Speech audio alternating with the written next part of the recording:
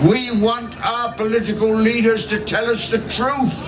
If you can't believe your leaders, what possible meaning does democracy have? Finally, I'll just say this. The world is in flames of war.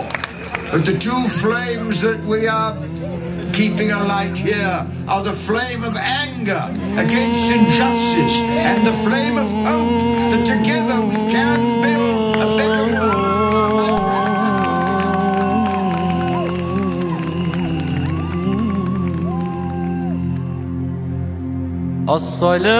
الصلاة والسلام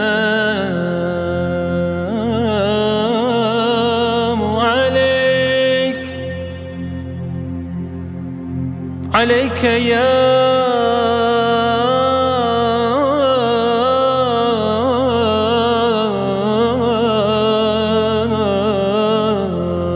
رسول الله.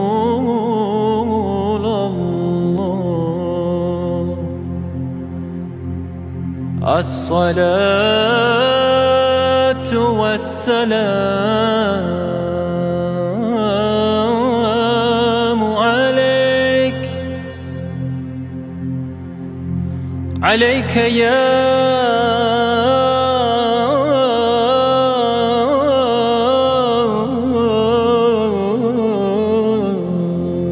حبيب الله.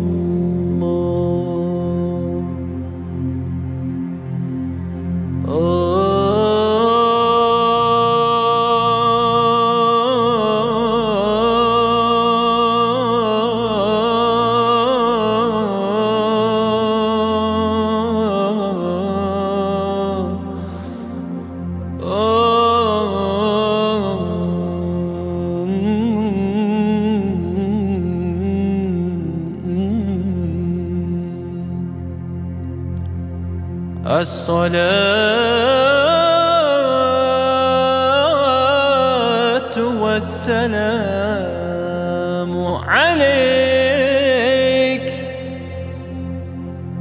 عليك يا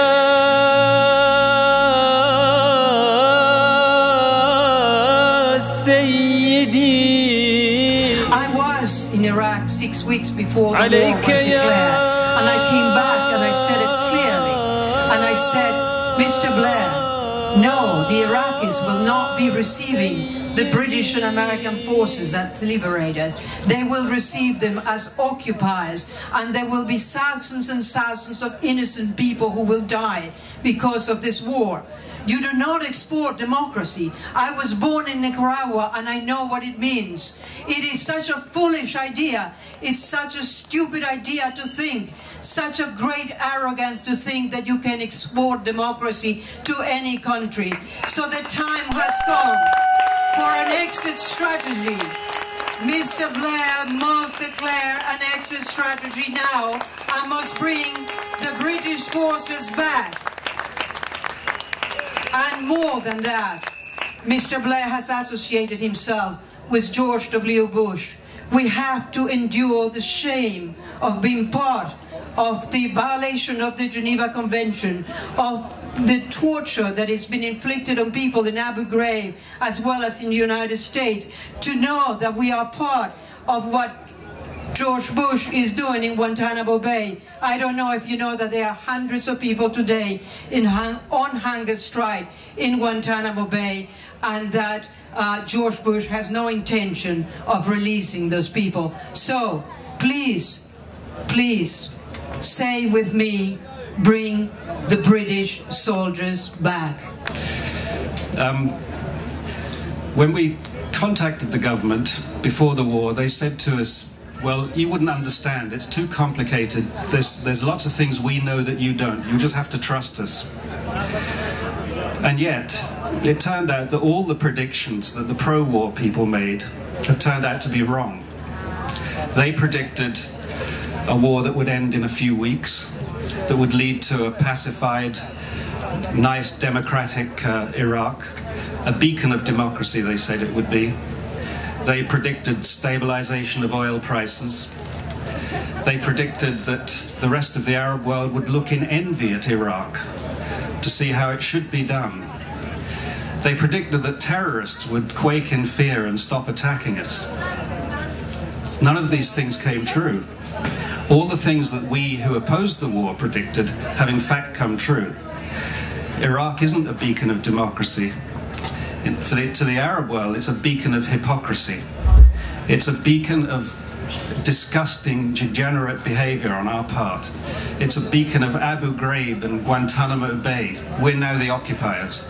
We've got to withdraw, and we've got to somehow get the United Nations in there, the Arab League, and we have to pay reparations. We have to pay for the UN to go there. We have to pay for the damage we've done to Iraq. The price that's been paid of this monstrous folly has been the death of 100,000 Iraqi people. 100,000 people have died. And goodness knows how many more are going to die. When Tony Blair signed up for the global war on terror, the idea you can have a war on a noun is absurd in the first place. We damaged our own civil liberties. Parliament, to its eternal shame, pushed through the anti-terrorist legislation in 2001, which resulted in those people being wrongly imprisoned in Belmarsh. We are often told we are small, we're irrelevant, we're on the fringes, we're on the edges. The real power rests in the White House, rests in the military, rests in the global corporations. Sure, it does.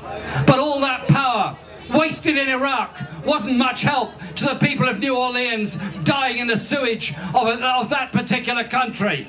That demonstrates what happens when you waste resources on a war. Wars don't just exist in Iraq. There's the carnage of the wars for natural resources in the Congo, in Colombia, and all around the world.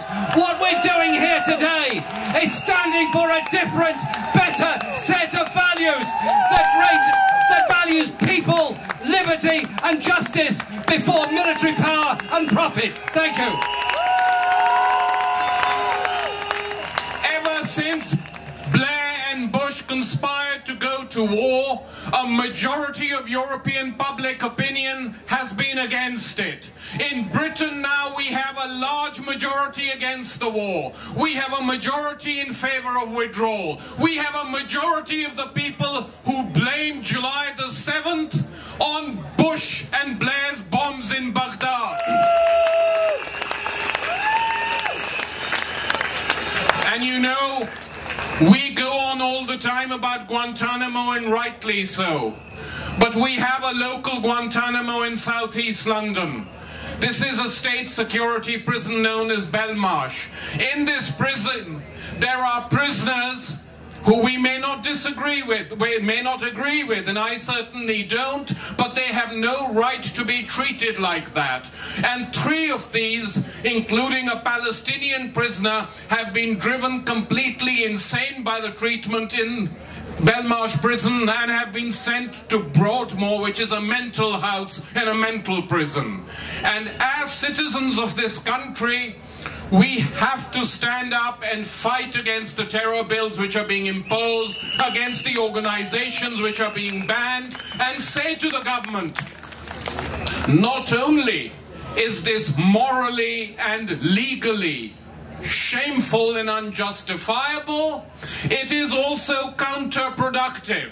You claim you do these things because you want to stop the terror, but everything you do actually encourages young people to go in that direction.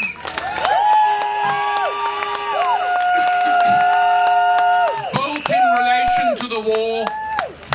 relation to the war in Iraq, the disgraceful position this government has adopted on Palestine. Blair said in the House of Commons, Israel has no closer friend than this government. It was a lie, because the United States is much closer to Israel than this government. So that was another lie. But he tried to say that to win support for himself from the people who matter. We say again, and everyone has said it from this platform, there will be no peace in the world as long as Palestine is unfree. There will be no peace in the world as long as Iraq is occupied. There will be no peace in the world when you attack the civil liberties of your own citizens. And you do this in the name of democracy. A democracy which is becoming more and more truncated every day. A democracy which is becoming a shell. And we have to defend democratic rights against these so-called guardians of democracy. And this demonstration is the 12th demonstration of the Stop the War Coalition. And who knows how long we have to go on. And I will end with this. Many times people say to me, what good does demonstrating do?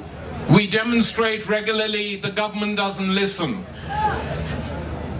What these demonstrations do is fill a public space and give voice to the feelings of millions and millions of people in this country, and that's why they must go on. I believe that this war will be ended with this strategy, by applying the power of the people against the pillars of the policy. By applying the power of the people against the pillars of the policy. What are the pillars of the policy? Public opinion. Going, gone. Money. Money for Iraq. Bush has to ask for $100 billion in January for Iraq, on top of $200 billion for Katrina and Rita, from a budget that's $1 trillion in deficit. It's going to be an opportunity for a budget debate like we have not had in years in the States. Number 3, the pillar of soldiers. Do you know that we have 38 military recruiters who are themselves deserters in the States? Do you know that the services cannot make their quotas, even though they're spending hundreds of millions of dollars trying to manipulate young people and their parents over television? Do you know that the 40% of the American troops in Iraq are from our National Guard? They belong in Louisiana or Mississippi. We are at the bottom of the recruitment barrel. You need soldiers for a war, and we simply don't have them. And finally, the pillar that brings me here is the pillar of international support. When you have the soldiers of Fiji, and no disrespect to Fiji, guarding the green zone, you know that there's some problem with the coalition of the willing. When you know that it started with 34 countries and is now down to 22, that 3 or 4 more are leaving by January, you know the importance of pulling out the pillar of the British forces from Iraq in order to bring down the American occupation. Please work to break the connection, break the special relationship between Britain and the United States, break the secret relationship, and build a new relationship between the British people and the American people. Thank you very, very much.